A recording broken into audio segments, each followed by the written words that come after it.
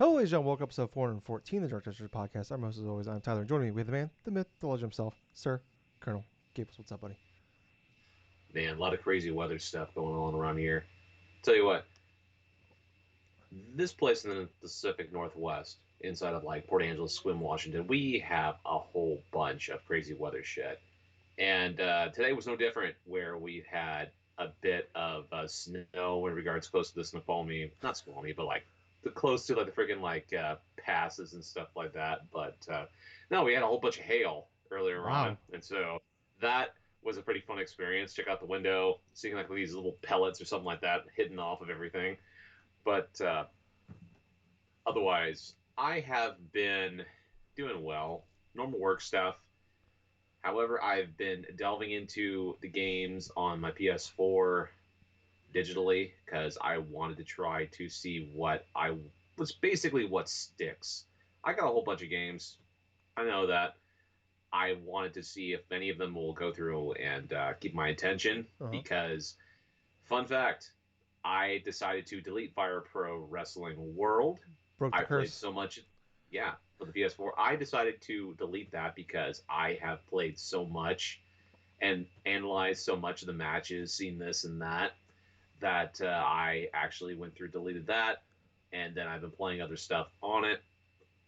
But other than that, how have you been, Tyler? Doing okay as usual. It's Sunday. It's good. It's good night to fight.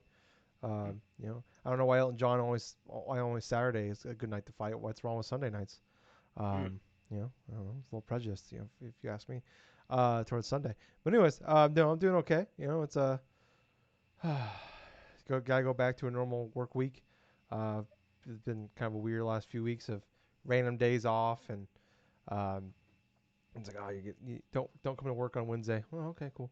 And then then Ted ended up having a 3 day weekend this past weekend, and kind of back to the regular grind. Not looking at some time off here for a couple months, but oh well. Doing okay though. I mean, it's kind of the opposite here. Otherwise, it's been. I mean, it's crazy like how people always talk about like that was it like seasonal depression kind of shit, and Yeah. I mean I think everybody gets it a little bit, and it's like this year hit me hard, really hard from like from it where it's just like I was in this starting a new job, getting used to that, and then also working hours I never worked before. Like work normal I'm used to like getting up like for the fucking sun's up, and then getting up at 4:30 in the morning and being off by last year there's like you're super busy. Most part, like you're home by 5 at the latest. Right.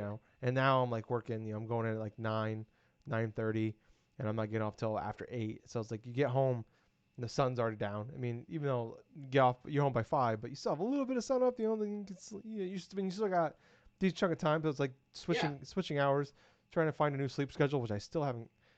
4 or 5 months in, still haven't got yet.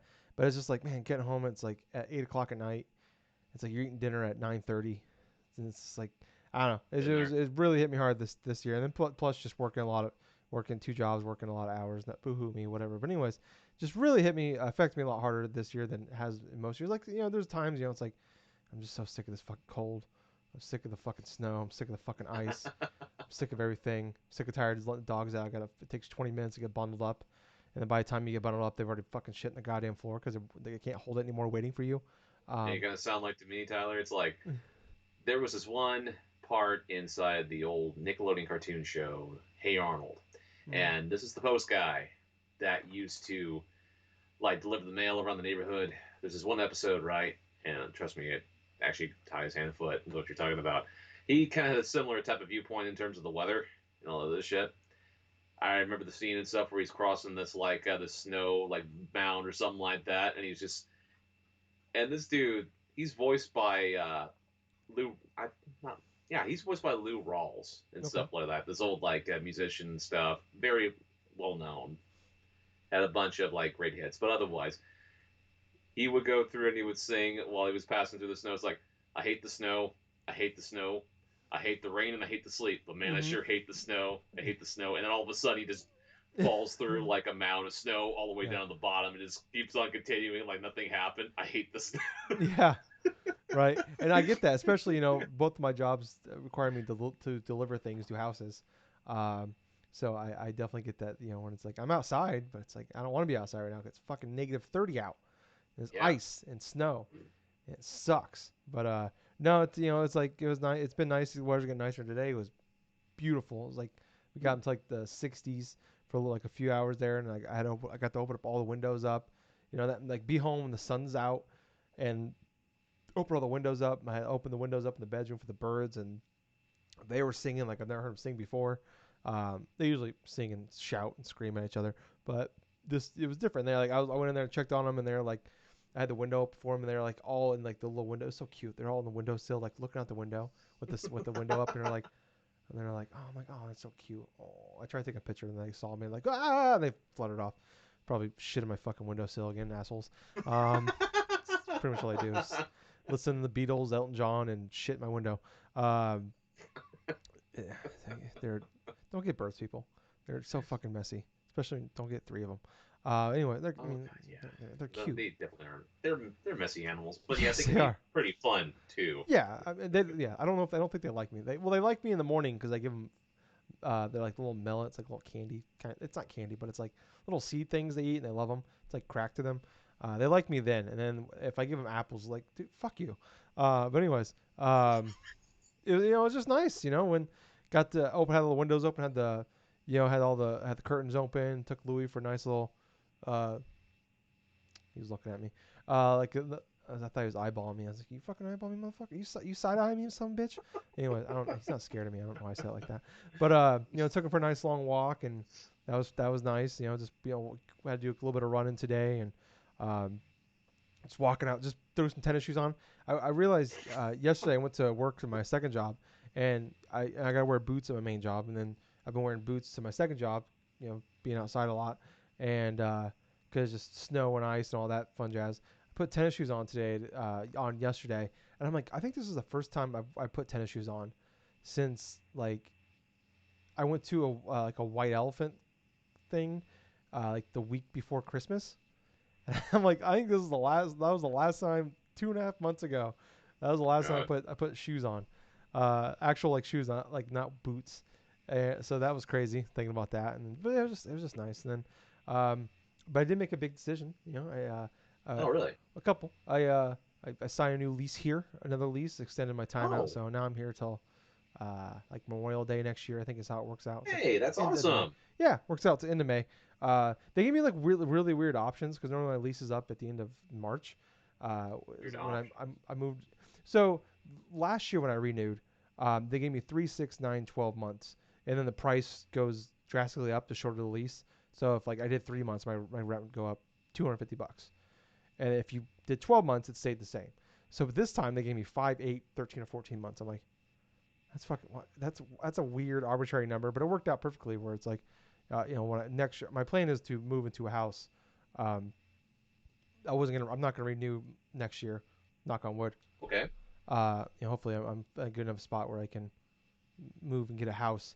But it works out better because now I'm moving out Memorial Day weekend instead of, late March when it could be 60 or snowing. So, and then made another big decision. GameStop had a deal going on where they're giving you $250 trade in for a PS4 Pro. So when Really? I traded in my, they did it last week, and then I went to go. I was gonna do it yesterday, but I didn't get off time. But anyways, I went today. I went this morning and traded in. Got $250 for that. So traded. I was thinking about it. I'm like, Might as well. I didn't really want to sell it, but I was just like, I saw that deal and I was just like, because like normally it's like 175, and I was just like, I haven't turned this on since I transferred all my stuff over from my PS5, and I was thinking about putting it in the bedroom just as a streaming thing because I have a smart TV in the bedroom, but it doesn't have HBO Max. The only way I can watch HBO Max is on my PS5 or PS4, which is really annoying. But I was like, oh, I'll just throw it in there so I can actually watch HBO Max. But I'm like, I can just get a fucking $20 streaming device. So traded in. I pre-ordered a few games. So I got a pre-ordered It Takes Two, which comes out at the end of the month. There you go. So Gables, you and I will be playing that hopefully here soon, here in a Nice. few weeks. And it has like a free, uh, um, I can give like a code to a friend, so you can Oh, play. You can only play it with me, but I can give you my code. you can download it and we can play together, but you can only play if I'm playing, basically. Um, Okay. the same thing you do with the Way Out, where um, if you can give a code to a friend, they could download it and they can play with you. And then got new Pokemon Snap, Okay. Mario Golf, and then fucking Skyward Sword. So yeah, three Yeah. games I'm really looking forward to, and then another game. But yeah, so that's I did. And then kind of crazy thing, my work, because my main job, we're technically frontline workers. So we're now able to get the COVID vaccine. So Oh, good. um, yeah, I went on Saturday and I was looking up like because I'm like I don't know like even where to go to get this. Like, do I go like to go to a doctor's office? Can I go to like the Hy-Vee, which is like the local like the like Midwest like big grocery store chain around here? Then they have a pharmacy. I'm like, do I go to a Walgreens, CVS? I'm like looking, and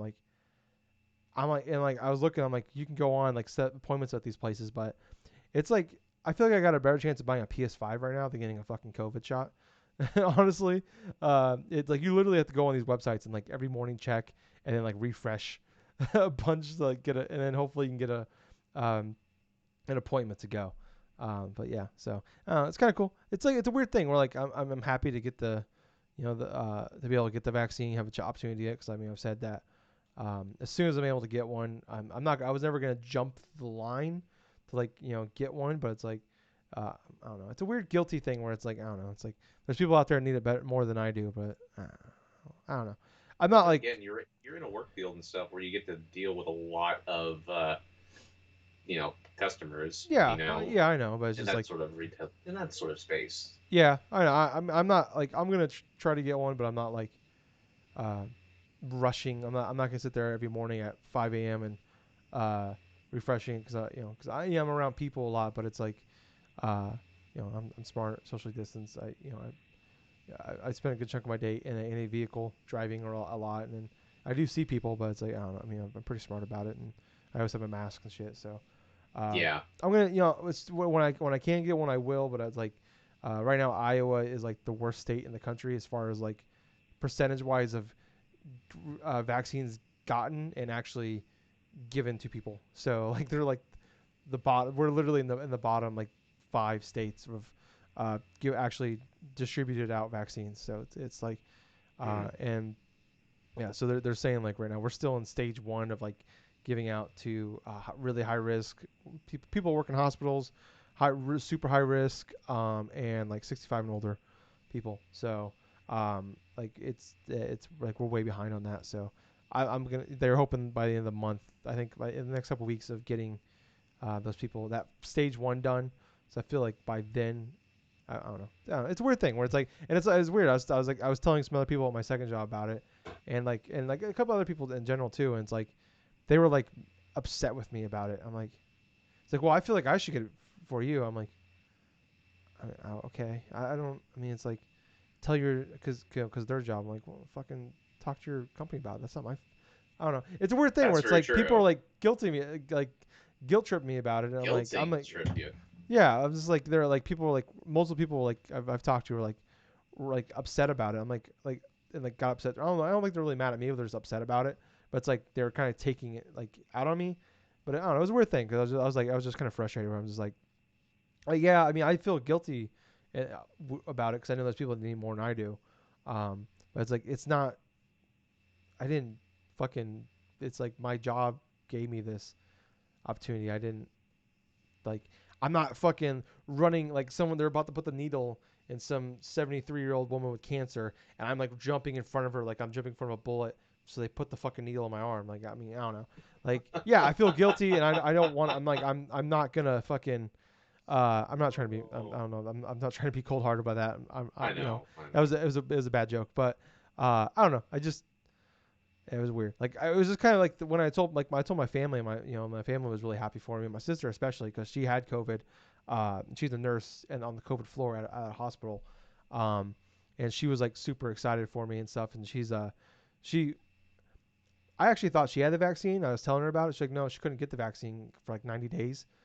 So she's getting the vaccine this week, I think, or next week, because she got it at the end in mid December. So they have to wait for like the I can't think of the word, but basically like not the immunity, but like you the antibodies to kind of like Right. flush out, basically kind of like I guess flush out your system. I don't know what the medical term is for it, but yeah, I don't know. It was really weird. So hopefully I'm hoping to be able to get one of those here soon. But like I said, I'm not trying to jump the line, but anyways, I don't know. I mean, I was kind of excited. I thought I'd share, but I do real fast before we get into the get caboodle of this show. Mention we're live streaming this on Twitch right now. If you are watching, thank you.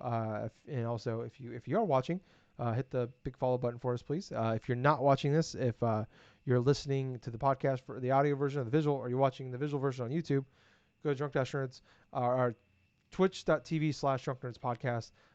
Give us a big follow over there. We're trying to get us to where, what is that called? Like not partner, but like, um, what was it called when you're like people can subscribe to you and like shit like that. I can't remember what it's called, but like, you have to do so much. You have to like stream so many hours a month, stream so many different days. Oh yeah. It's basically getting like partnered in terms Yeah, on well, there's Twitch. like You two know. levels. There's like partnered, which is like the big level, and then there's like another one where you can, it's like people can subscribe to you, but you're not like official partner of Twitch. But at least get there. I don't. I mean, that's big level stuff. We can look Um, into the details later. yeah, I don't know. I was looking at it, but anyways, come on there, check it out, follow us. We need. We're pretty good at hitting. There's like 4 targets you got to hit. We hit 2. We hit 2 last month. And we've only been doing this for probably like 6 weeks now, but we've hit 2 last month. The time streamed and the day streamed. We were fairly close on the average viewers. You got to average like so many viewers per stream, and then you have to have like 50 followers. So I think we have like 18, I think. So it would help us get us there. We really appreciate it, and then everything will go up. So do all that, and also Gables and I, if you didn't know, we did our Game of the Generation podcast last month after we did a normal show. It was supposed to be a Mm. mini episode we were supposed to do before we did the big episode, and it ended up doing a full like hour and 40-minute show. That's just how we are. But Yeah. yeah, Pretty much. if you want to watch we stream the whole thing on Twitch. But if you want, I put the whole 3 hour and 15-minute stream. It's up on our YouTube channel, youtube.com/drunknerds. I believe is how you find us on there. Just go to YouTube and look up Drunk Nerds. Give us a big subscribe. Go on there and check it out. Like it, comment, share it, please. But if you want to watch the whole thing, we did 25. We did our top 25 list. The whole thing is on there. You can watch it all at once, or break it up however you want to. Or I broke it up into 5 individual episodes for the audio part. So every Thursday morning, I believe at like 7 Pacific time, it's going to be coming out every Thursday morning. And it works out. There's 5 Thursdays in the month of March, and there's 5 parts. And each one's like about 40 minutes, give or take. So not a full length episode. It's kind of a little mini show in the middle of the week for you guys if you're not going to watch the full show or didn't watch it live or whatever. So just want to keep that out there. We'll be doing our normal shows every week, every Sunday night. We'll be doing our normal shows on top of that, but as a little fun little thing for you guys in the middle of the week, we got that for you. But Gables, let's get the part. Let's get to the reason why we're here. Why we're here. Talk about video games. All right. Do you want to do with the news, or do you want to do what we've been playing first? You know what? Let's go forth and let's go into the news first. Okay, cool. Not a big news week. The last few weeks have been kind of spoiled with news. We have one kind of big news here. It's been something we've been talking about. I was thinking about this today actually when I was putting the show notes together, and I'm like, man, we were talking about the Switch Pro before, right after, not too long after the Switch was officially revealed in that January presentation, like 6 weeks before it came out. Like Yeah. we were talking about the Switch Pro, and we were referring to it as a Switch Pro. It's like, oh, they're gonna have a Switch Pro here in the middle, and we've been talking about it ever since. And there's been leaks and rumors and stuff like that about what it's going to be and what's going to look like. Well, so Bloomberg came out with a report earlier this week here with this is the headline here: Nintendo planning Switch model with bigger Samsung OLED display. So I'm just going to read some bits of the article here. So Nintendo plans to unveil its model of its Switch gaming console equipped with a bigger Samsung OLED display this year, hoping this larger touchscreen could prop up demand in the time for the holidays. Samsung Display Company will start mass production of a 7-inch 720p resolution OLED panels as early as June, with an initial monthly target of just under 1 million units. Um, he said the people who have asked not to be identified discussing internal amounts. Obviously, displays are slated for a shipment to assemblers around July, and the people said representatives for Nintendo and Samsung to decline to comment, obviously, as they always do. Um, Nintendo seeks to sustain a Switch lineup that continues to sell well against the Xbox and the PlayStation thanks to a pandemic era breakout. Hits like Crossing and a chip crunch that's plagued supply of rival devices, but the gadget is now in its fifth year, while Microsoft and Sony have new, more powerful consoles on the market. So coming out of this is like, and it's like the president of the company of Nintendo, he sure I can never say his first name, Shintaro Furukawa. I don't know how to say his first name. But he said in February that there's no plans to announce a new Switch anytime soon. But we know, we said before, with directs, anything, Nintendo lies all the time. Like, I Yeah. remember, it was funny actually. Like, I was listening to, I think it was Nintendo Voicecast, the IGN Nintendo podcast, like a month Yes. ago. And they were, Brian Altano was talking about, and Peter Schneider were talking about how, like, I think it was Red. They were in like a little, not like a behind the scenes press conference. You right, buddy? Okay, sorry. But they were having a behind the scenes like press conference thing when like Reggie was literally showing them. I believe it was the 3DS XL. It's either the 3DS or XL or the new 2DS, whatever. I can't remember what it was. And they showed it to him, and then like 2 days later, like a rumor came out about they were going to be unveiling a new 3DS, and Nintendo came out and said there are no plans of a new 3DS model, and it's like, oh, like, so like you've shown behind this, like they literally were showing them, and then like 2 weeks later they announced the new uh model. So it's like, I mean, I guess technically, yeah, they didn't unveil. Because I think it was a 2DS. Because I think like that was the argument. It's like, well, technically they didn't unveil a new 3DS model. They announced the 2DS. So it's like, and we had the direct last month, and they said they're only going to talk about the first 6 months of the year, and then they would announce multiple 2022 games and games the second half of the year. So I don't know. I mean, Nintendo lies. So and then also anytime soon. What does that mean? Does that mean is 2 days from now too soon? Is that soon, or is that far enough away? I don't know. Anyways, Did you get Miss Ice Cream? Anyways, anyways, yeah. I mean, it's something we've been talking about for a while. It's always been it's not if, it's a matter of when we get the new Switch Pro. What's your thoughts on the potential of this rumor, and I mean, like, coming this year? very likely that this thing would be coming this year, I would feel, because not only are we getting informations in terms of the screen details, but also in terms of the company that's going to be supplying a lot of the various parts. And also, it does make a lot of sense why Nintendo would go through and say no, that not to divulge anything at this time. I mean, I kind of akin it to, say, like an NFL GM, or less, and like just hyping up a player, or like a quarterback or this or that, and just say, oh, hey, he's a vital part of our team. We're not going to do anything else right there. And all of a sudden, a week later, he gets traded off to some other team. Yeah, This is quintessentially the same thing what Nintendo's doing.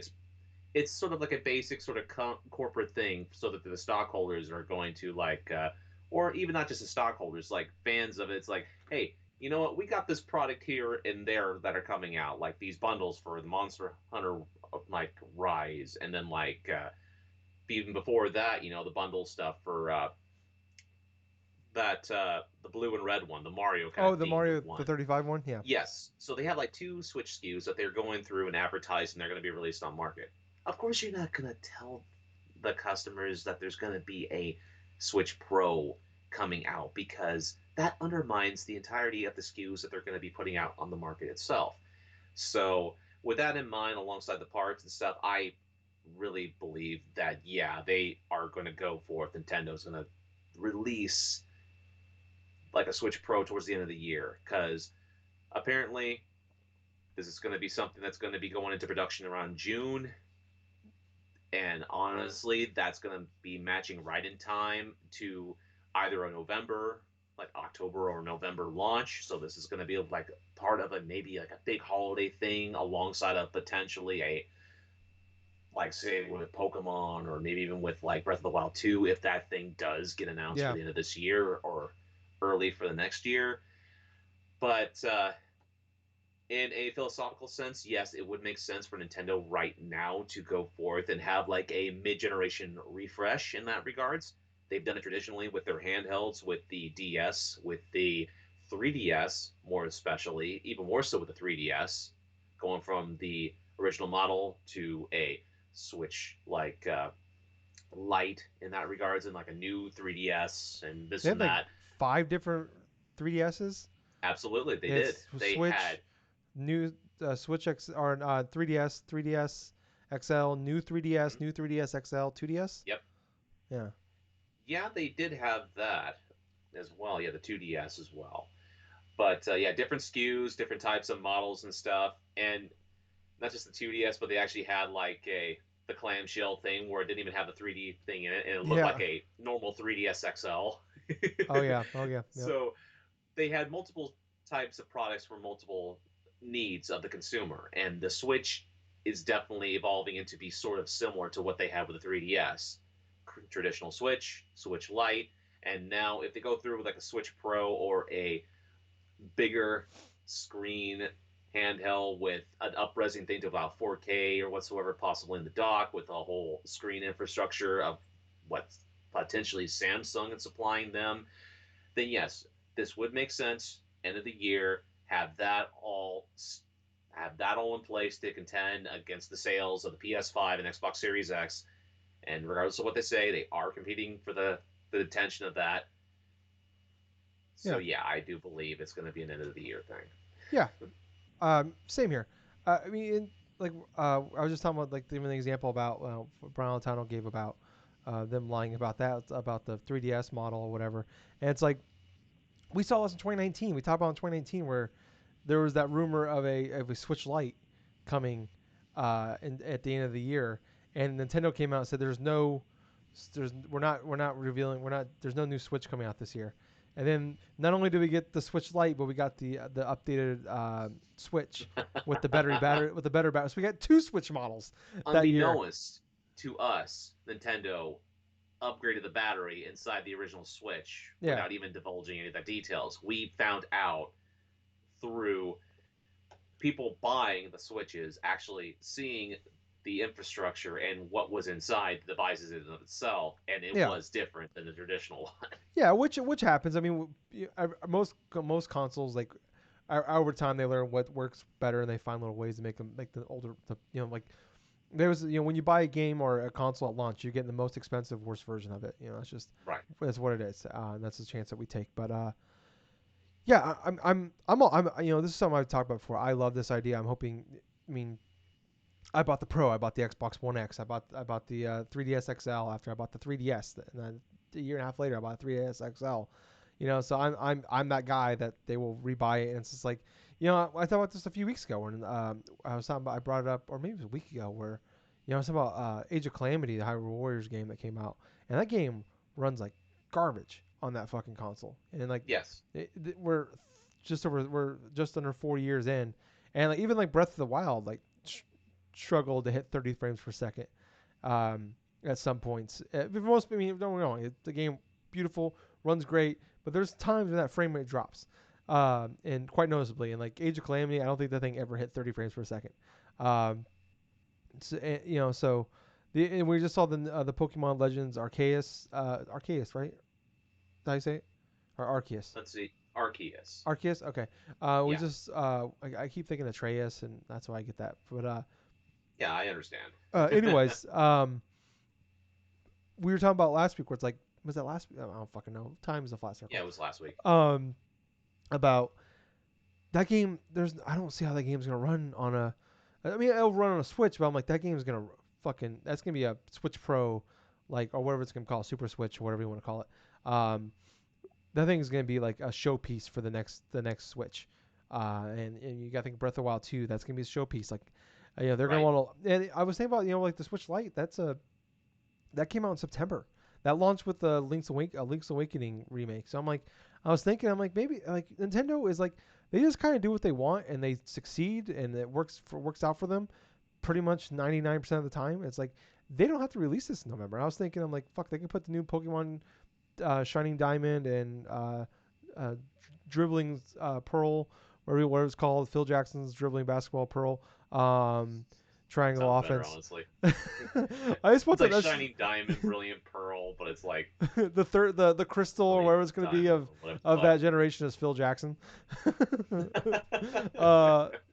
But anyways, it's like they can put that in November, and if say assume Breath of the Wild 2 launches with this thing, they could put that in September if they want to. It's like weird, it's just like, and Microsoft last year was gonna, if it wasn't for COVID, the plan was to bring the Xbox One X and release it in August, and then put the Xbox Series X, release that last August, and then put the Series S out in November.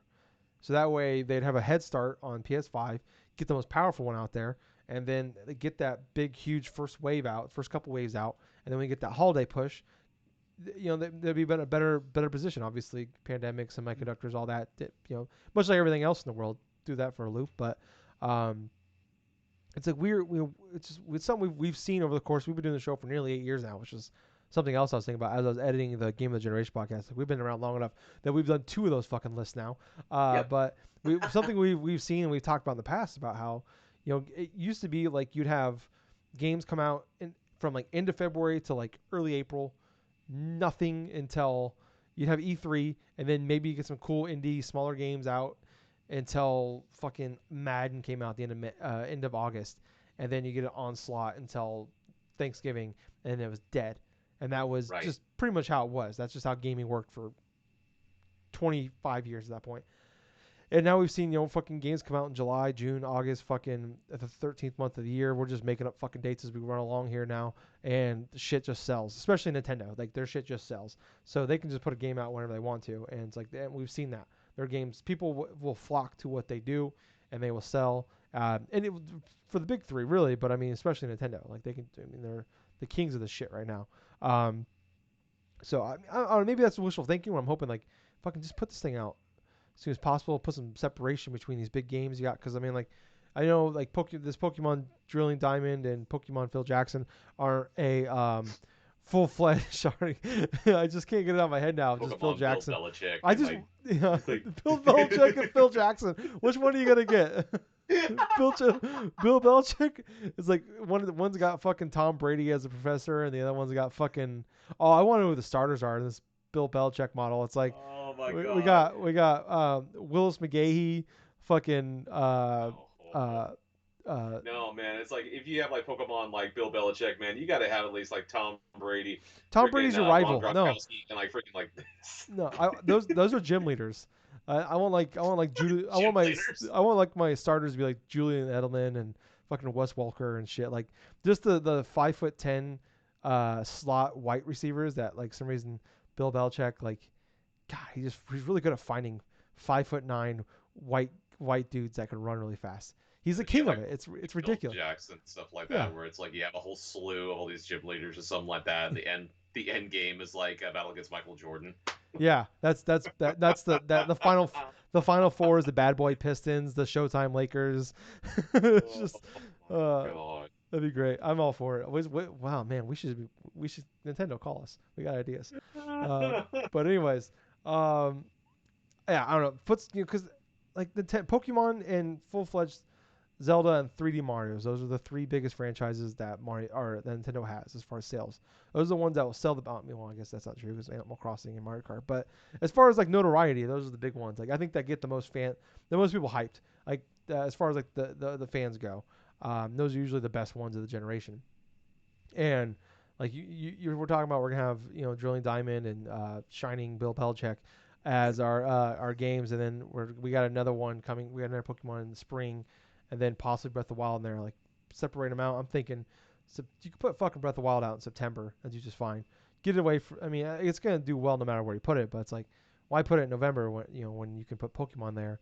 And then also you got fucking Call of Duty. All the big shit comes out in November, late October. So it's like, I don't know. I'm just kind of been like, I was kind of racking my brain about it, today. Maybe a lot of it's like, you kind of get that you kind of talk yourself into some arguments, shit like that. But it's like, I don't know. I'm all in for this rumor. I hope it is. I'm thinking about like price point. I'm wondering if like they're gonna kind of do what we saw from this last generation with the Xbox One X and the PS4 Pro, where it's like they came out at the same price as the previous version was, and they just lower the price of that one. So it's like what the Xbox One was $500, and then they dropped that price, and then they put out the Xbox One X for 500.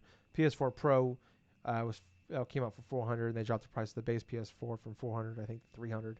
So I can see them doing the same thing where it's $300 or maybe even push up to 350 because I mean it's gonna sell at 350. The thing's gonna sell out, and the fact we're talking about they're gonna be making almost $1 million a month starting in June. Hopefully, they're shooting Wow. for nearly $1 million a month, which is awesome. And I was thinking about even if it comes out in November, we're talking probably 5 million, 4 million at that point. That's pretty good. Um, I think like the PS4 or PS5 sold about 5.5 in like the last year, so they probably put it at the same point, give or take, which wouldn't be bad. I don't know. Yeah, maybe, but I guess it's a brand. PS5 is a brand new console. This is an upgrade of current console. But anyways, I'm thinking like I'm hoping they don't do like cause the 3DS ran into some issues. I think where like there's only a couple exclusive new 3DS games that came out, but there was a lot of games towards the end of that console that were or that handheld where some of those games ran like shit on a base or 3DS. Or I remember like Right. Hyrule Warriors got ported over to 3DS, and it was from what I was hearing about it was everybody said on 3DS it was unplayable, and if you wanted to actually be able to play the game, you had to have the new 3DS or the 2DS. Like that's like, and there was a couple there. I think like Yoshi, pretty much like a lot of the Wii U ports were just ported badly to the base 3DS and stuff like that. So Yeah, in terms of infrastructure, the frame rate, the processing power, that was part of the reason why those versions were so gimped yeah, in comparison to say like the 2DS introduction, the new 3DS XL and stuff, where the processing speeds were higher in that regards. The CPU speed was quicker, was yeah, faster, was stronger in terms of comparison. And it's in hindsight, in like looking back upon it, it was definitely a dumb decision. I felt like on Nintendo to like have those particular versions running on the original systems themselves. I mean, they could have easily have slapped it like say, okay, this runs best on this and that, yeah, instead of like having the original because they lost point that people still had the original 3DS that they were still playing. yeah. But I could see them why they wouldn't want to do it when you talk about how many new 3DSs were out there compared to 3DSs. And it's like right now we're thinking about like there's gonna be I think there's over 80 million switches at this point. I don't remember these. I know it's over 80 at this point, less than 90, over 80. So it's like you don't want to come out and put Breath of the Wild 2 exclusively on the new Switch. That would be chaotic. Or even maybe you could put True. like some smaller games on there to kind of show the power of it. Kind of like a testing, like a snipper clips kind of thing, but like showing some other shit off more to it. Like not 1-2 Switch though. Don't do that, please. Don't. Nobody wants that. Ah, But unless they call it 3-4 Switch, then I'm all in for it actually. But I don't know. I'm all in for this. I hope it's cool. Yeah, I mean, what's your thoughts about price point? Like, are you thinking? I mean, it's hard to talk about because we don't know what it looks like. We have an idea what it's gonna look like, but we don't really know too many details about it. But are you thinking the 300 or are you thinking 350 or more? so what we're talking about right here is a potentially larger handheld with a durable screen that is OLED, rumored that would be a better quality in terms of what the LED stuff we got for the Switch currently, plus a dock that potentially would up-res to 4K. I could see this running around, I want to say around $400. Ugh, I don't see that because that's their big thing, man. Like, I think 400. I mean, they can do it and they'll get away with it. But I mean, I think from the hardcore side point, but it's like the best part about I mean, this is something they ran into with the 3DS where that thing came out what was it, like 270 or something like that. It was way overpriced and it sold terribly to the point they had to like do a make good for people that bought it at launch and give them a bunch of free games and stuff. And it True, came out with no true, but games, but at the same time, I mean, that was during that 3DS's launch where there really wasn't too many decent games that sold yeah, alongside of it. But yeah, I understand where you're coming from in terms of the launch perspective and how the price can affect the sales in that regards. With the 3DS during that price, that during that time frame, $250 for that handheld, alongside not having a good strong launch, the declining sales, and then having a couple of games sprinkle in for that first year that actually helped on top of Nintendo just doing a quick price cut and doing a lot of other stuff. But the difference between that as opposed to with what we have right here, if they go forth with a new Nintendo Switch Pro, they could have technically that option to where they could have like a $400 Switch stuff on top of the options being okay. You have the base Switch right here, which is like a 300 thing. Then you have the 200 here for the new like Switch then Lite. yeah, for the Switch Lite. Thank you. Trying to wrestle with the term. So you basically have like the entry level option, you have the moderate end of the road and stuff, the standard affair, then you have the premium product where it's like you have this, it has these type of products, it has this and that. You could potentially bundle a game. I mean, they haven't in regards to their Switch bundles when they first initially launched, but there are definitely certain themes that they have been potentially doing. But I could see people going through if for Nintendo products, $400 is not going to be too much of an issue for some gamers going through and getting their hands on this product. Yeah, That's what I kind of feel like. I'm just thinking about like I think they've kind of learned their lesson on prices, where like with the 3DS that kind of came out. I mean, yeah, it didn't have the greatest launch lineup or window, um, but typically I mean eventually it worked out, but they dropped that price point and that helped. That was a big boom for them. But I'm also thinking about like the Wii U that came out for $400 and that was a flop. And, I know that Nintendo wasn't a great, wasn't the best point by the time the Wii U came out, but Mm-hmm. um, and especially now we have the Xbox Series S. That you can get that for $300. It's like people were like, oh, I can get this upgraded Switch that I already have when I already have a Switch, or I can jump into the new generation and get an Xbox One S or Xbox Series S. God damn, I hate Xbox.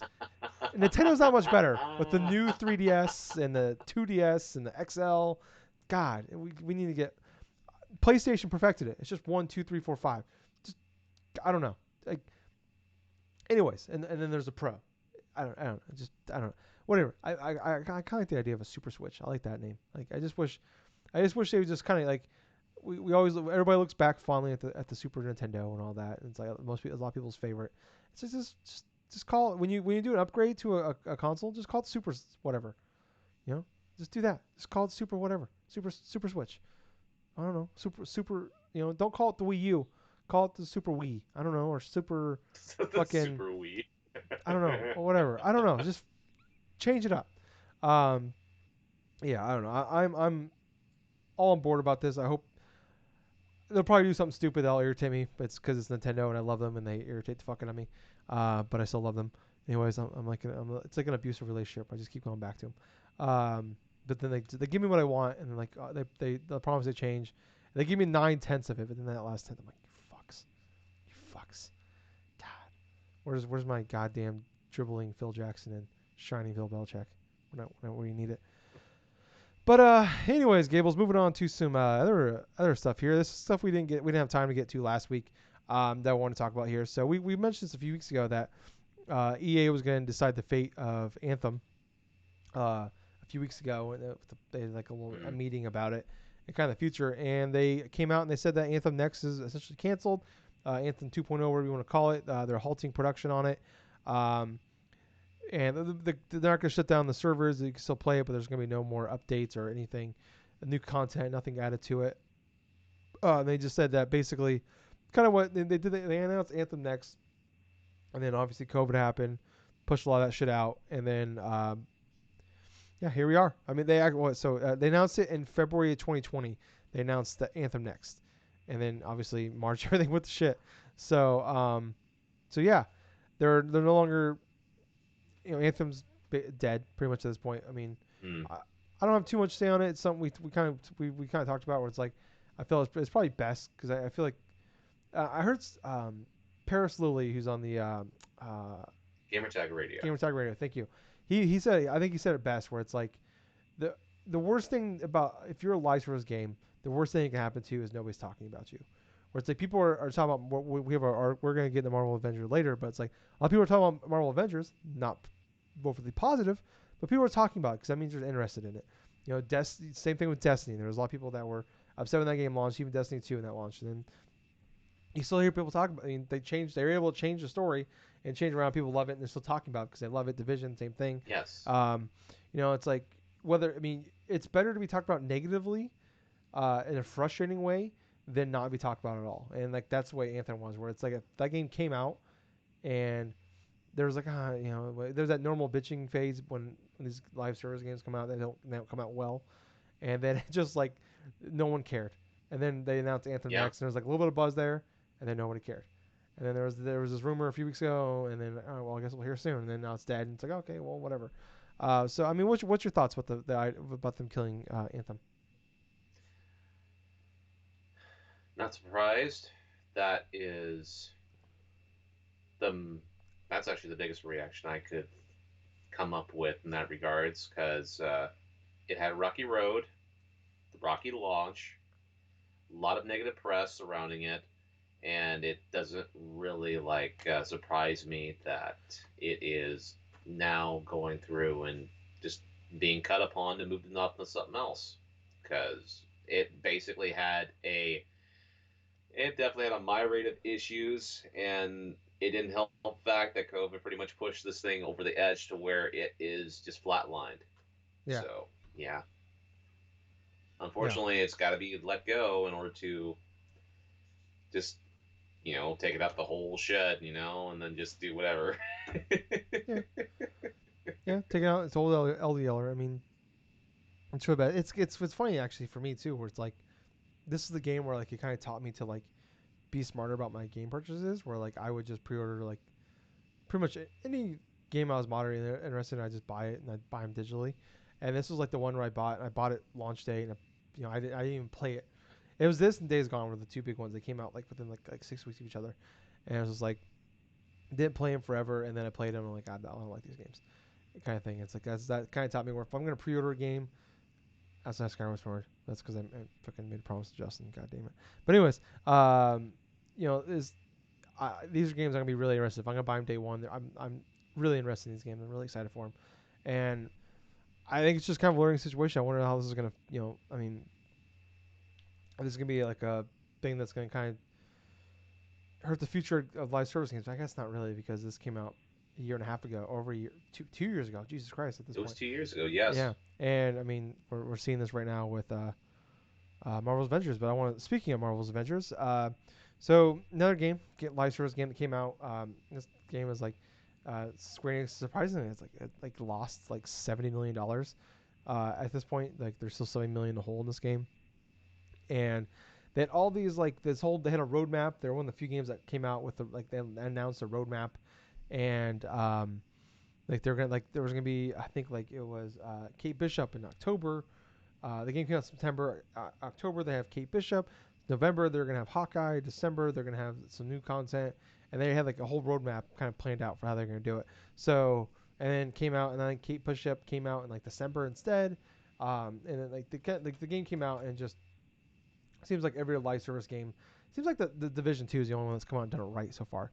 Even that's kind of struggled a little bit, but I mean it seems like no, I haven't heard like a big backlash towards that game, like every other one. But anyways, so what's coming out with Marvel's Avengers is they're kind of changing the XP grind where I guess and I only played it for a little bit. I really enjoyed the campaign till the live service stuff came into play, and that kind of killed my fun of it. But a big I guess a issue from people is that you level up too fast. But the thing from what I understand about like playing Destiny and all that, like once you level up, that's like the beginning part of the game, and then after that, it's about raising your power level. Like you level up, unlock all the skills, and then from that point, that's where you get that's like the power level, which is more important than your level. So they said that I guess. So March 18th is when they did like a Marvel's event thing. They do them every so often. I can't remember what they're called. It's like table something I think. Um, and they announced that March 18th, like Hawkeye's coming out on then. It's also the next generation consoles or next generation versions are coming out then. But they announced that as of on March 18th that I'm just gonna read the article here. So I had a part I was gonna read, but I can't find it right now.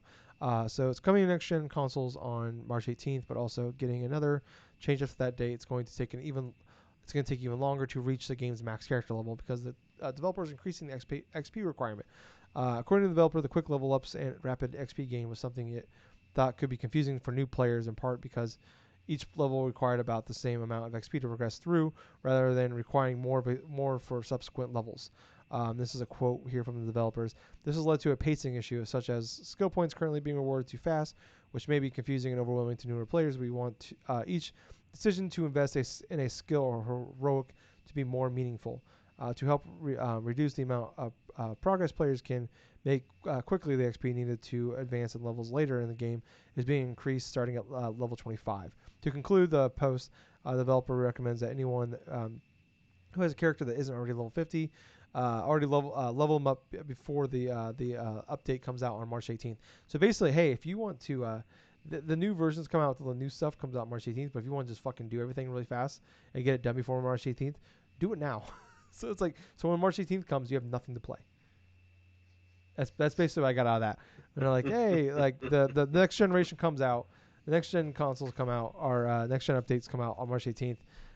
But if you wanted to just do everything, and if you're waiting for that, don't, because we're changing it all. If you want to get your shit up, I'm not a big live service guy. I got into like Destiny 1 playing with you guys.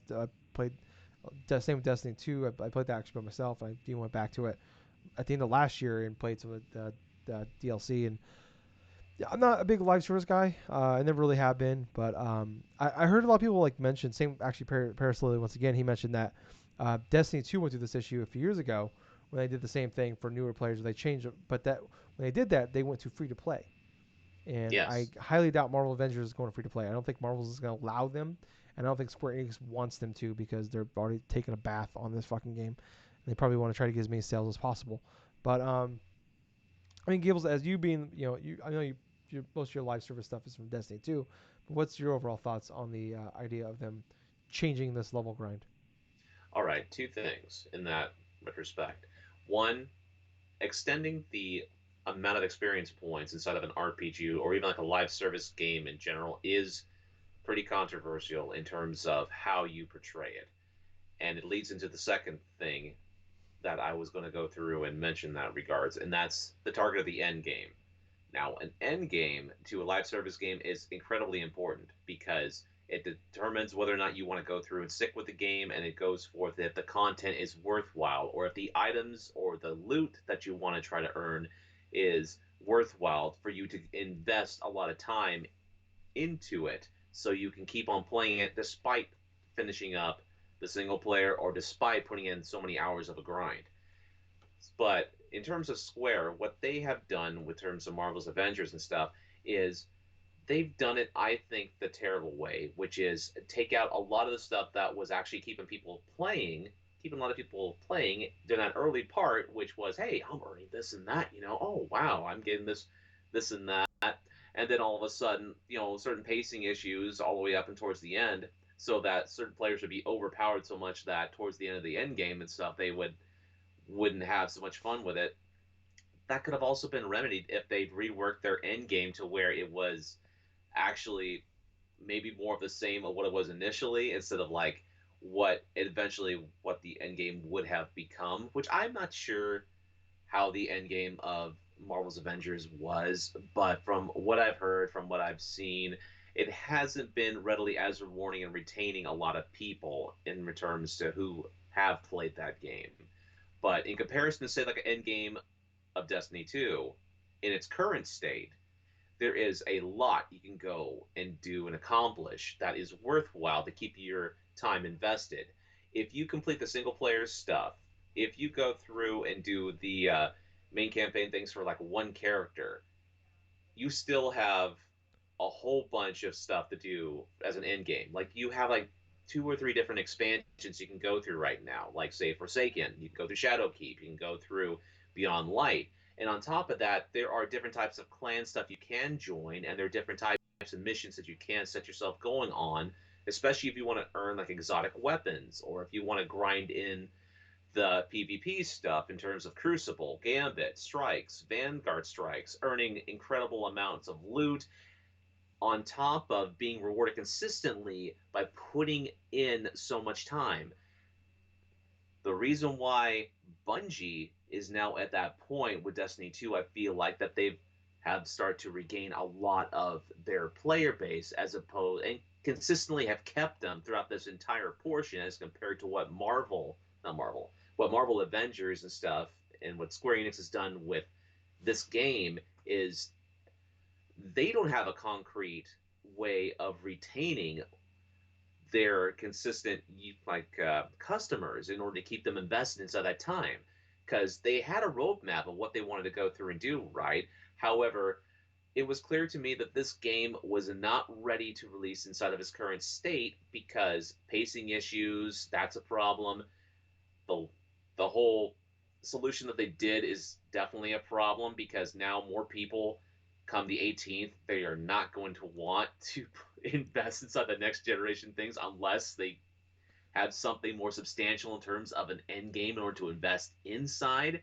Because no one wants to play a live service game or any type of game for that matter where, hey, the experience points or something are going to be increased now after this next update because the developers claim that they want to even out the pacing, where in large part they're adding more of a grind to what you have to do. And a lot of people are not going to want to do an extra grind, Yeah. especially if it's just monotonous shit. Grinding is the worst part of any video game.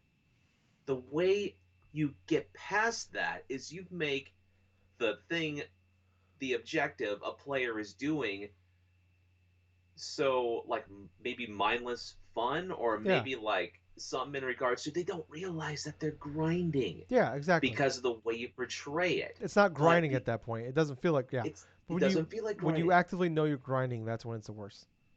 Exactly the point. When you know you're grinding and you know you have to battle a certain amount of enemies or you have to do a certain amount of inventory quests, selecting quests, or other types of side quests to build up a level gauge in order to get to that next point so you can advance to the next mission, it feels like work. It feels like a chore. But if you're going through, say, if you're trying to get like certain classes done in a game and then all of a sudden you have so many things and you're just going through earning little bits of experience points here and there, but yet you portrayed it instead of a combat way to where it feels incredibly fun to play, but yet you're grinding to accomplish this levels, you've done your job as a game developer. But with Marvel Avengers, I feel those two aspects in terms of the terrible option of increasing level grind and plus a terrible end game has quintessentially, I feel like, has screwed Square Enix in regards to what they are doing now.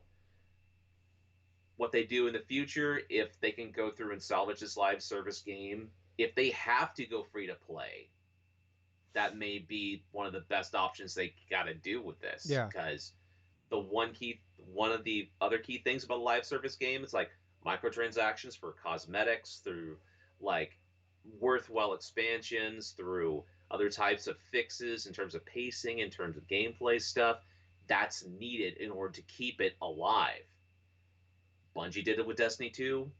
Hell of a lot of changes, hell of a lot of backlash that fans of that game had. But yet, a lot of people are still going back because the gameplay is fun. Characters, lore, everything else is great. But that's pretty much my 2 cents on it. Yeah. No, I mean, I think you did a really good job on that. Where it's like, yeah, I was thinking about that. Where I mean, Marvel Avengers is a good spot because it's fucking Marvel and it's the fucking Avengers. So they have a big heads up on that, where they're not creating their own game from the ground up.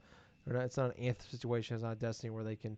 I mean, it's like it's hard. It's worse when they fail because it's like you are Marvel and you are the Avengers, but it's like you come in with with what you already got a 10 yard head start on this 40-yard dash amongst Mm. these big games coming out, and yeah, I mean it's like I played this game and I want it to be. My problem is that I don't like live service games so much, and that was the part that I was enjoying the game until it got to that part where like Right. because the first like 4 hours of the campaign you aren't it's just offline, and then like that's the complaint from a lot of people is like actually from this game where it's like it feels like it was a regular they were making a normal game, and then somewhere in development they decided to make a live service where it's like the campaign is almost not built for live service, and it's like it's the other stuff that's like the hives and all that shit that's built for the live service part within multiplayer and everything. Um, yeah, I wonder I wonder if it's a case where like Marvel and Disney won't allow them to go free to play, at least not for a while. Especially, I mean, I could see Square Enix where they're hoping to get like a nice, um, good. I bet they're assuming they're gonna get a lot of people back on March 18th when the new updated versions come out, and then I think Hawkeye comes out on that date as well. I close the article, but yeah, and they've kind of given a little more of a roadmap as well. But it's like I don't know. And they promised a lot for this game. They promised like 20 Mm. characters to bring in. I mean, God knows how. I mean, like think about the game's been out for 6 months and we've gotten one character, and I think Oh there's like wow. 15 more coming. Black Panther was supposed to be October, God. and then that didn't happen. Obviously, Chadwick Boseman passing away messed up that. But it's like they had like a whole like raid leak online, like leak into the servers, and Fran Marabella from IGN, or formerly of IGN. I remember like I was watching a Twitch stream one night because I was just on here setting up the show, and before you hopped Mm. on, and I was just watching his Twitch stream while I was setting up the show, and he was like, wait, he was playing. This is when Marvel, like not too long after Marvel came out, and he found this like I think it was a raid or whatever it is, this whole new content thing, this whole new mission was on the servers. He was playing it, and he's like, this isn't in the game. And he's already beaten the game. He pretty much 100%. He was just, you know, grinding out, getting more his levels up, and he's like, he played this whole thing, and this is something that's coming. I think it's coming soon. They gave a date for. I think it might be March 18th. I'm not sure. And it's like he played that back in like early October. He played through this Oh thing, and no. he's like, "This is," and it came out, and it was like it accidentally got leaked on there for a little bit, and like some Black Panther stuff got leaked out on there as well. And this is before I believe Chadwick passed away as well.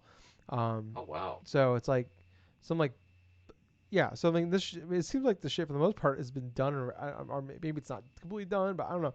This has just been a weird launch where it's like and it came out. Remember September? It was the second best selling Marvel game, Marvel game behind Spider-Man 2018. It's Oh like, and wow. this thing is taking a bath on as far as sales go, and who knows how much licensing and all that works out. But I don't know. It's just sad because this game I think this could have been a live service game that I probably could have got into, especially because I thought the story was really good with Miss Marvel, and it's just I wonder if it's one of those things where they were contractually obligated to put this game out by the end of 2020, because this game was supposed to come out in like it was like April or something, or it was like March, and then it got moved to it got moved to May, and then it got moved to September, and it came out in September and all that. I don't know. It's sad to see, and I hope they can turn around, because I mean I would like to give it another chance, and because it's like I love Marvel. I'm rewatching the MCU movies again right now because just there's nothing coming. There's nothing coming out anymore, movie wise. Plus, And a it's lot just of like, them are really fun to oh watch. yeah, they're great. They're fantastic. I watched Spider-Man: Far From Home last night. It's fucking Oh. so good. Oh my Uh-huh. god. The Disney Plus is awesome for that. Um, yeah, but jumping back into EA here, I was going to talk about this. I was going to move into this when we were talking about Anthem, but we already were talking about Marvel, so I jumped into that. But jumping back over to EA with Dragon Age 4 or whatever they're going to call it, because of the Anthem flop, they have decided to kill the live service elements of Dragon Age 4, which is awesome. So this is coming from Bloomberg again, once again here.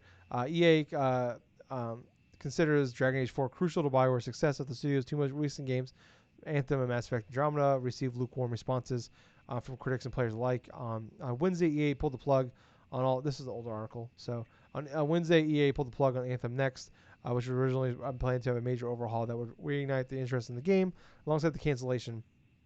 BioWare noted that it would need to laser focus on efforts as a studio and strengthen the next Dragon Age and Mass Effect titles, as well as continue supporting Star Wars: The Old Republic. EA CEO Andrew Wilson, the robot himself, and other key executives reportedly compared the critical and sales success of single-player Fallen Order to the flop of Anthem when it decided to shift focus on Dragon Age 4, a strictly single-player RPG.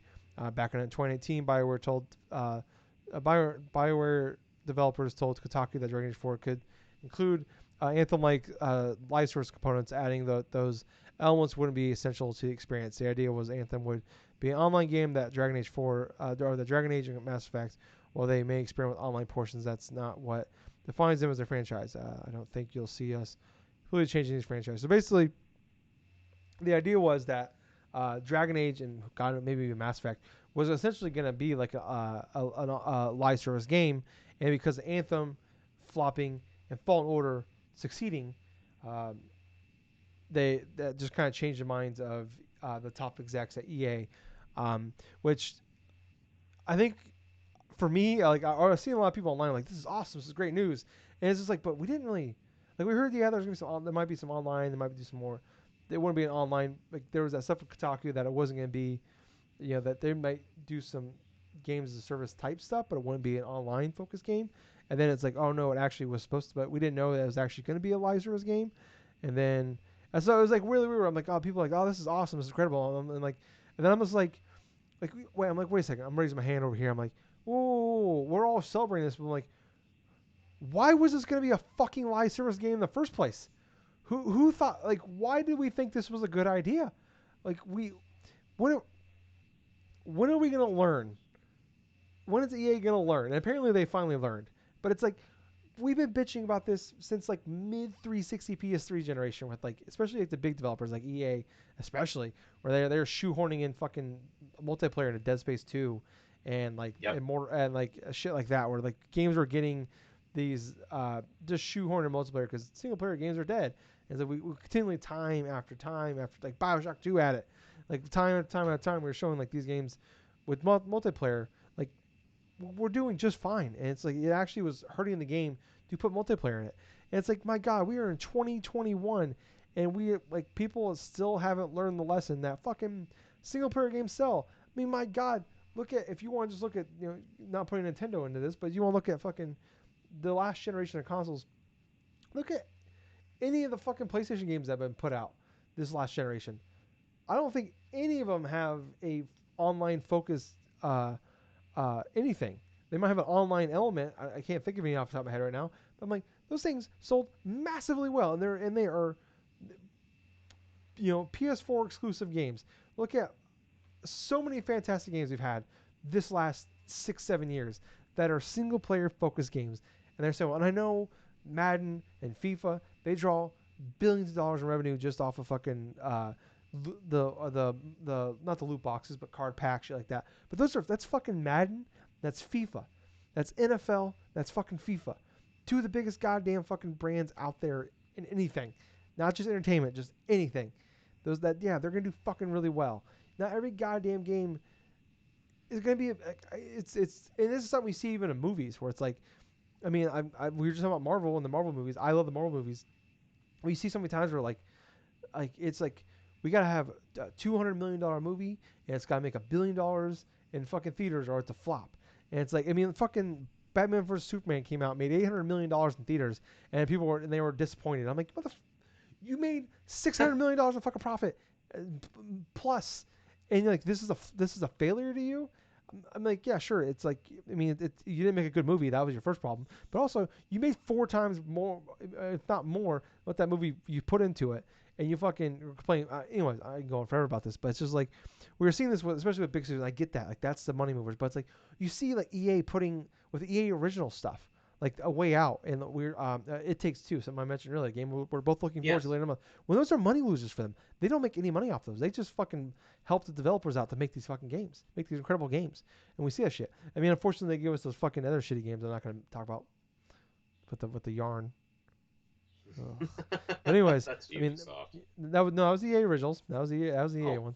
You're Unraveled. Okay. God damn it! You made me say the fucking forbidden word on this fucking podcast. We got 2 of those sons of bitches. But it's just, it blows my mind where we are. And like, I know EA is getting better and they've gotten better. I mean, it's like, I don't think they're as bad as they were, not as hated as they used to be. It's just so frustrating when it's like, we hear about, and it's like they're like we're like celebrating this idea of like, it's so stupid that we have to celebrate this idea of like EA came out and like, we're gonna let developers develop these games. We're no longer gonna like force them to use this engine that they built for the Dice engine. I can't remember what it's called. That they make everybody use. That was BioWare has been struggling with this fucking engine since they were bought by EA with Mass Effect, and like we saw shitty Mass Effect and drama look when it came out. Um, you look at like the Need for Speed games, shit like that, like everything that like it's been like they've shoehorned these developers to put like use like their games, like those games have gotten worse ever since they made them use the Battlefield. I can't remember what it's called. It's the Battlefield engine. Um, it's like and Star Wars wasn't forced to use that. Titanfall wasn't forced to use that. And it's like those games are. I mean, Battlefront games were forced to use it, but like Fallen Order wasn't forced to use it. It's like we're just gonna let these fucking we buy all these great studios, and then we buy this fucking round hole, and we give them the square peg and they say make it fit, and that's what we've seen them do. And we just watch these two things clang together as they try to fit this fucking this square object into this round hole. And we've watched EA do that for 20 fucking years.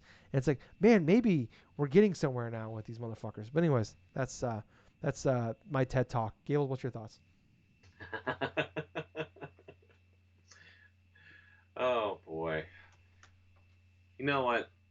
The whole like accessing like live service sort of like multiplayer things for Dragon Age. I mean, yeah, that's definitely a good thing, but at the same time, it's kind of like what you were touching upon before. The fact that they had plans initially to do live service like microtransaction stuff inside of it makes me naturally it made me kind of like concerned in that regards because it leaves me with the perspective of they're going to be cutting certain aspects of the story in order to split up into different types of kind of like different types of like subsets or something like that. Let's say, with Dragon Age Inquisition, a game that came out during the last, like the PS4 and Xbox One generation, that was a huge, like 100-hour plus RPG with everything else like that. Yeah. And in my mind, how EA could have possibly went with that type of a live service with that multiplayer thing initially. They could have just separated it into like chunks of like maybe 5 or 6 different parts and then just charge you maybe like $15 for expansion alongside any type of loot drops or something like that for cosmetic stuff for characters in your party or whatever the hell type of things. But then again, that's just something that EA has been pretty synonymous with now for a long time. And it's been and it even includes way back, even when they tacked on multiplayer stuff to their single player games, like you said before. But trying to think of anything else in regards to what else they could possibly may have, what I could actually go through and add to this one.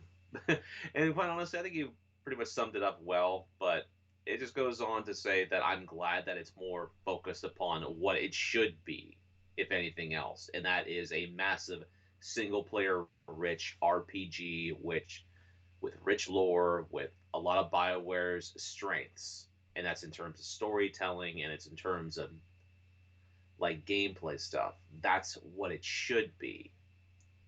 And quintessentially, BioWare cannot afford another big flop. Yeah. Mass Effect Andromeda, Anthem, both of them shit the bed. You got to hit something out of the park with Dragon Age. Yeah, I agree. And it's just it makes you like we were talking about this. I was kind of talking about this back at the Game Awards from last year, where they were like they were advertising that Dragon Age was gonna be at they're gonna have a Dragon Age trailer at the event, and it was just like another teaser trailer essentially. It's like you guys did a teaser trailer in 2018, and like this game was like you guys had to scrap this whole thing in 2016 and start all brand new on a Dragon Age 4. And it's like or 2017. It's like you know start teaser trailer for a teaser trailer. Yeah, and it's like 2 years in, we're showing 2 years after we showed a teaser trailer, we're showing another teaser trailer, and it's like it's so weird. I'm like, what the fuck is going on with it? I'm wondering if that's like what's going on with it. It was like, and this is something that maybe they were struggling, and that's something that sounded like they were struggling with this live service aspect of this game when it was going to be. And like maybe that was the issue. Maybe that's why they are where they are on this thing. It's like I don't know. It's like on one hand I can understand where like Dragon Age or like BioWare games, like the ones that we love, like the original Dragon Age and the Mass Effect 1 and 2, and even 3. But it's like those games are like you always have two people with you. So there's like, and I understand maybe why they thought it'd be a good idea, where it's like bringing in two, just make those two AI characters and make them, make them actual people that can join your party. But it's like the fun of the game is like the character, like they do a great job building these awesome characters and the interactions with these cool characters, and in the gameplay and the way it works, where you can, yeah, the live action gameplay of it, not the live service action, but controlling the like you control one character, but you can bounce around between the characters you want to, and then or you can like pick one and then just you can create options and tell them what to do. It's like they found a really great loop of how making that work and making um you're using your stuff together. So it's like, I mean, could it work with live service? Yeah, sure, but it's like you have a system that works, people love, and it's like, and we've seen them struggle the last decade. Why make it worse for them? Especially, I mean, yeah, it's like I'm happy that it sounds like they came to their senses, and I feel like at this point now, where if Dragon Age and Mass Effect come out and they're not good, I'm like, that just shows you like that we like no longer. But it also says that Bioware no longer has an excuse. Where like if these games come out and they're, I mean, not even if they're like if they're 8 out of 10s, I think we'll be happy. But it's like if these games come out and they're just forgettable games that came out, or like bad, like an Anthem, where it's like, okay, Bioware is just not Bioware anymore, and it's like one of the things where it's like, it's a weird thing because it's like I'm happy because Bioware has a chance now, but it's also like it's scary where it's like this is the first real time where like we're like maybe Bioware just isn't, like, as a fan of Bioware, like loving them 2 generations ago, where it's like, man, maybe Bioware just doesn't have it anymore. Maybe those people that were great in the 360 era are just gone. I don't know. So we'll have to wait and see. But yeah, that's gonna wrap it up on the news part of it. Gables, moving on here to what we've been playing. I'm just gonna go real fast because mine's not gonna take Okay. very long. I finished God of War. I replayed it. I Good. replayed it, beat it. Um, Wonderful game. I just did. It took me like probably a little under 20 hours. I primarily just focused on the campaign. Guys do a new game plus, and I maxed out all my shit pretty much. Replaying, like I had already had like top level gear, and then close to top level gear, and then I finally have top level gear, and I just maxed all that shit out, and then maxed all my weapons out, and I had all the best shit, and just plowed through everybody. But yeah, that game is wonderful. The set pieces in that game are top notch. The story is top notch. The gameplay is top notch. Um, yeah, it's really good. And I'm just kind of I started replaying Uncharted 4 today. I'm Oh, only on there you chapter. go. I think I'm on just chapter. I just beat chapter 1, so I'm still early on. But I'm just kind of like, we're just kind of in that area right now, like that area where it's just like there's we're kind of in that dead zone. I think because just it's beginning of March and not a lot of shit's coming out. But Gales, what have you been playing? All right, like I mentioned before earlier, I did go through and delete Fire Pro Wrestling World off of the PS4, but it was due to the fact that I want to play the game at a later date, more or less, when it comes to Extra Life this year. I want to go through and re-download it and see and play a little bit more of that. Because what I've been finding out and stuff is I pretty much burned myself out in regards to the whole aspect of the league mode. I didn't realize this after I started another league that I could actually manipulate how long matches can actually go, and CPU skips and stuff was actually there all along. Only I figured out how to go through and work it to where I can have all these different matches. I'll simulate and this and that. I got all the various champions established in regards to what I wanted to do. I finally finished a full league, and this is like with 31 characters as opposed to the 64 that I had initially, right? And so I have Kazuchika Okada as like the IWGP heavyweight champion, and then I have all the other like characters all done and organized. I've either established them through tournaments or over the top battle royal shit. I wasn't going to go through any type of major like league stuff or any of that shit anytime soon. But I didn't really play anymore too much of like the single player aspect. I want to save that for a later date. So after probably around 35, maybe 40 hours or so of the game in and of itself, I played my fair share. I love the gameplay. I'm burnt out of the action right now, and it's going to be back at a later date. That being said, it pretty much drove me to check out what was on my PS4. I started up the original Bioshock, Hmm. and that's a game that I had played briefly, not too much into. I have decided to play a little bit of the PS4 remaster, right? And so it's like I play a little bit of it. I try to get used to the whole aspect of some of the different perks and stuff. I mean, I've played through that opening section for the original Bioshock like at least a couple different times, trying to get my footing and this and that. But this is the first time I've actually gotten the farthest I've ever been. I'm past like Dr. Stein Oh, back okay. or whatever, or Dr. Is he Stein the one you whatsoever. fight in the doctor's office? Yes. Okay. I think he's like pretty close to the beginning of the game. Yeah. It's like the first main portion of Rapture and stuff like that you get to go through. I'm having a fun time going through and hacking a lot of the different machines just for the hell of it. Mm. So it's like for some turrets, for some things like that, I'm finding it more difficult in some spots because there are some situations where I want to hack these turrets and stuff like that, but I don't have that exact window where I can actually press the square button. It doesn't pop up, and Okay. so I can't hack them. But I've done it to like security cameras, like the vending machines, health machines, and this and that.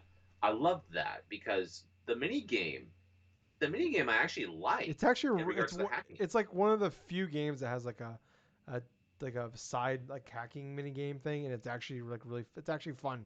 It's good to play. Yeah, I forgot how much fun I had with that puzzle portion because you're trying to match these tiles, right? You unveil all these tiles, and you're supposed to match like the liquid and stuff going through the tube, right? You have to go through the different types of placements and stuff in order to get to the goal, which is powering the machine, right? So that way you can get reduced prices for products, like for health power ups, this and that. Playing through on normal, I've had to use the funds a couple different times. I'm finding plasmids I'm actually saving a lot more of because I've been focusing on either the melee or even like the pistol sometimes. I mean, I've got the machine gun, I got the shotgun, and this and that, but the perks I've gotten so far, I've gotten the incinerate perk. I was getting kind of confused at how to equip some of the perks for like not like for the plasmid stuff, but like for the other stuff, Mm. because it's not really clear. I'm trying to figure that one out, but played a bit of that. I have continued on from a game that I stopped playing almost a year ago, last April, Shadow of the Colossus. Oh. Shadow of the Colossus, when that came out on PS4 through Bluepoint remastering it, I only beat 4 Colossi. I continued on from my last save point for that game, and I'm now have defeated in the span of at least a couple days the 5th Colossi all the way up to the 12th Colossi. Jesus. Okay. That is the farthest I've ever been inside of this game, even dating back to when I first initially bought it on the PS2. Mm. Fun fact: first time I ever played Shadow of the Colossus was on the PlayStation 2, discounted to $20. I waited for that thing to go on sale because I knew this game was a great game. Reviews, word of mouth, people loved it. I never got past the 10th Colossi. Hmm. And that was because there was one Colossi that was the biggest pain in the ass. And that was the one underneath inside of a cave that was sort of like a sand shark, Yep. kind of like going through like a sand serpent. Yeah. It took me until 2019 to figure out, hey, I have to have this monster hit these walls in order for the thing to stun it and I can climb on it, and this and that. But going through the 5th Colossi all the way up to around the ninth, interesting experience to say the least. I mean, the ninth Colossi, the whole serpent stuff, I love the aspect of how you're riding your horse, you have this monster chasing after you, and thing that the thing that I forgot to do, the one little thing that I forgot to do that threw me off, I have to hold the button, the triangle button for the horse to run, and I have to zoom back with the camera and unveil my bow to shoot the damn monster in the eyes so it then can crash into the damn walls and I can climb on it and I can start piercing the shit out of it. I only ended up figuring that out is because the disembodied voice goes through and gives you certain aspects, certain advice upon each colossi. However, it didn't for one, which was I felt kind of weird, and that was during the 10th colossi, which is this monster inside of this, like, there's almost like a temple, right? And Yeah, so you have these that was a red badass fight. flames. This was an interesting colossi battle in comparison to some of the others, where you had these hulking monsters you were going through and defeating, and all of a sudden you have something that's like almost as big as a bear, quintessentially. So it's the smallest colossi so far that I've faced, but I couldn't figure out why, for the longest time, why I would not be able to beat this monster. And it was actually something incredibly simple. But before I even got past that one, there was a weird glitch I actually did that I had to restart. I had to quit out of the game and go back to the last save point that I had. And that was, I didn't realize that when the Colossi hits the statue, the thing that you're climbing upon, it actually launches a stick that has a piece of fire, right? So you're supposed to pick up the stick. You're supposed to bait the thing over the initial cliff, right, from the top end of this freaking like balcony overlooking that big old like lake in the distance. You're supposed to like coax it so that way it'll fall backwards, fall on its back, crack the armor off its back, and then land there. So that way it exposes the fur, and you can go do whatever. What ended up happening was I didn't look up any type of hints, and I figured, okay, what am I gonna do here? So I kept on going from like point after point after point after point in terms of like the fire stuff. Okay, maybe the fire builds up or something like that on the stick. Maybe I have to burn off the armor. Maybe I had to like get onto a different side. And so I went back the way I came, right? And I jumped onto the parts of the cliff. The Colossus facing me, right? And then as soon as I jump back, the back hind legs actually forces the colossi down to a lower level. And I start to follow it. It starts following me, right? And I lead it all the way down to the cliff. I didn't know I could do that. And so it eventually had me kind of a little bit frustrated. I had to check on YouTube a video and realize, okay, this is the actual way I'm supposed to go through and do this. One thing about me whenever I play certain games, I come up with these weird ass like solutions to problems I didn't even realize were possible. And that was one of those types of moments to where it actually kind of soft locked that battle. So I had to go back to a previous save. But Colossi, I think it was like Colossi number 10. No, it's Colossi number 11 that was. That one was a fun one, in my honest opinion. But the one that I've never faced before, that was in the middle of this lake, this giant ass lake and stuff. This one was the most interesting so far. So this is Colossi number 12. You have to go into the center portion of this lake. So it starts out as you have a center island, right? Like a land thing. And then all of a sudden you have like 3 additional points and stuff, like higher ground stuff. The whole theme of this boss battle, right, is when this monster emerges, you have to go underneath it. You have to go to its tail, and you have to climb upon the grassy like fur, like in order to get up to its like head. But you notice that there's no weak point revealed on it, and so it left me wondering, okay, what the hell am I supposed to do, right? And then I noticed, like, while I'm on the crown, I have to hit these teeth in order to go through a different direction so I can lead it to a specific high point. I don't know how the fuck that I didn't think of that before, but it's like, okay, let's just hit a bunch of teeth with a sword. Yeah, that'll do something good.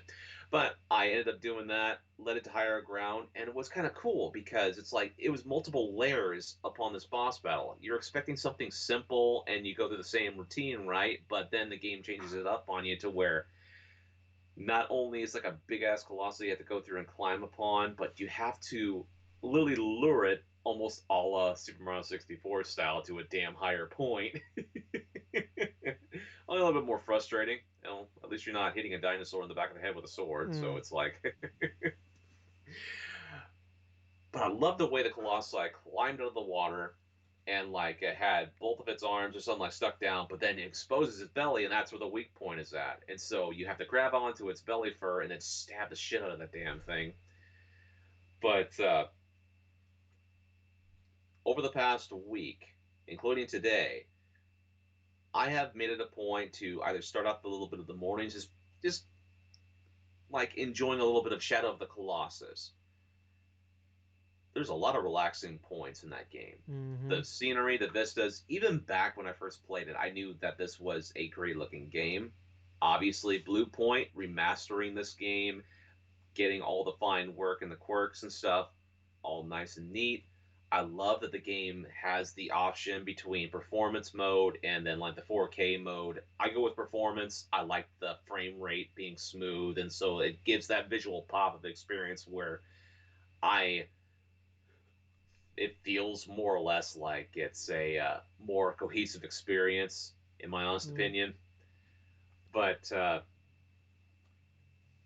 Jesus Did you find the Christ, last man, Guardian Easter egg in there? I haven't yet. Oh, okay. No, I haven't yet. My main intent in this game is I'm going to go through all of the different Guardians. I got to go through all the different Colossi and stuff. Yeah. So I'm gonna be on Colossi 13. I think there's like I want to say there's like 15, It's like 16. I think Is there's that 16. I think. yeah. Yeah, there's about 16. Even upon looking at the trophy list of the darn thing, it's like, yeah, there's like, it says 15, and then all of a sudden there's like one down there. It's like, yeah, it's 16. It's on the Yeah. fucking map inside the game, for Yeah. God's sake, with the different Colossi icons. I do love that little hint, that little touch where it's like, inside of the map, you'll see the Colossi locations and stuff, and the heads of the Colossi where you've been, and then it's like at the side of the maps you see the heads the colossi from 1 to 8 on one side, and all of a sudden from like 9 to like 16 on the other Mm-hmm. side. And so it's like it gives you a good visual perspective of what these things potentially look like, where they're at on the map. Although I did kind of find it fun that when you're like traveling across the landscapes to the different points where you're supposed to go, occasionally you'll find a little gecko or a little Yeah. black salamander that you got to go through, and you got to kill that thing in order to pick up like a The health some bar. sort of a benefit, like a Yeah, health I bar. think Yeah, one does like I think some do like health and some do like your like grab, so you can hold on longer. I think yeah, I that's how it believe you're works. right with that. I know they do one or the other or both. But yeah, Shadow of the Colossus, man. I mean, that game is even still, I feel, an underrated classic. Top notch. It is definitely among the higher echelon of adventure games, action adventure games that people should go through and find a copy of, play it. You want to play it on PS4 or PS5? I mean, hell, this is a game remastered by Blue Point, the same development team that was responsible for the Demon Souls remaster, and who knows what the hell they're going to be doing next. Mhm. I'm hoping my fingers crossed for Metal Gear. But for God's sake, I Oh, want some shit. I want, give me you it know, it's so like, bad. man, I fucking want to play the original Metal Gear in 4K, I just want dude. to It's play. like, You know what? Give me that, or just give me Metal Gear Solid 4 on PS3. Let me play it on my fucking PS5. or better yet, man, it's like, I want the Metal Gear Solid, like, the four Metal Gear Solid games, Mm. remaster controls in 4K, like progressive, like a performance at high definition mode or whatever the fuck. I don't even care if you change. Don't even change the story. Don't even change the Don't certain aspects of the levels. just Just make it more detailed. yeah, just Give me what I want originally from those games, because I have a fucking craving to play Metal Gear Solid. yeah. I was thinking about it too long ago, and I was like playing. When I got done playing God of War, I'm like, man, I wish I could just play like Metal Gear Solid the two and the Blue Point remasters of 2 and 3. I wish it was like they're on the PS4, Xbox One era. I know they were on Game Pass for a while there for 360, Mm. and I Yeah, remember, they were. but they took them off. But oh, you know what? I need to play Peace Walker. That's what I need to do. I need to Oh my god. buy that and play that. But yeah, that's a whole different. But fun fact: Shadow of the Colossus.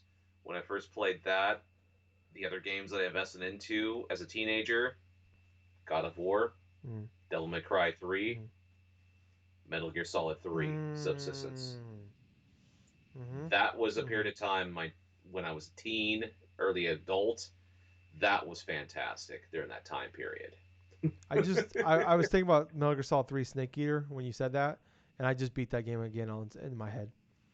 That's how many times. That's how many times I beat 1 and 3. Was I can just like I don't need to play that. Well, like I want to play them again, but I don't need to because I can just close my eyes for like 3 seconds, just beat it. I can blink, and I just beat Ocelot in the first battle. Metal Gear Solid 1. That's how. Bam, done. Beat the first boss. Oh god, those games are so fucking good. Jesus Christ, You yeah. don't even need to change the gameplay. Just fucking give me the chance. Just let me play them. Just let me play them on PS4, Xbox One, backwards compatibility. I don't give a fuck. Just give it to me. Dude, Tyler, you and I are old enough to where it's like a lot of the games we enjoy back around the mid to late 90s and stuff like that, we want those things remastered. Kind of like how movies are from like Yeah. way back when, that Yeah. like the new versions or something are like remasters. I was watching and shit. 4K Ghostbusters like a month ago, so it's like, come on, why the fuck, give me like I don't need 4K, but just you don't even have to up-res them. Just fucking bring them over. Let me play them. Dude, Fuck. like movies, like books, like whatever, TV shows or whatsoever, video games as a medium has got to that point where we want remasters of our classic games. Yeah. Yeah, just please, like, yeah, it's like stupid. It's like it's a weird thing. It's like Nintendo. We get mad about making us buy certain shit over and over again, and then we get mad at them for not letting us buy certain shit over and over again. So it's And then all of a sudden we get we get a complete like rework, or remaster of Link's Awakening, a game we've played before in the past, and all of a sudden it is arguably better yeah, than right. what it was back then. Except for their bullshit trading system. Don't get me started, Gables. Why'd you bring it up? Why'd you do it?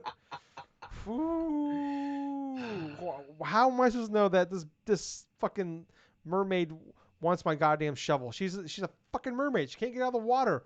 Why am I trading her a fucking shovel? Why am I supposed to know that? Sorry. Okay.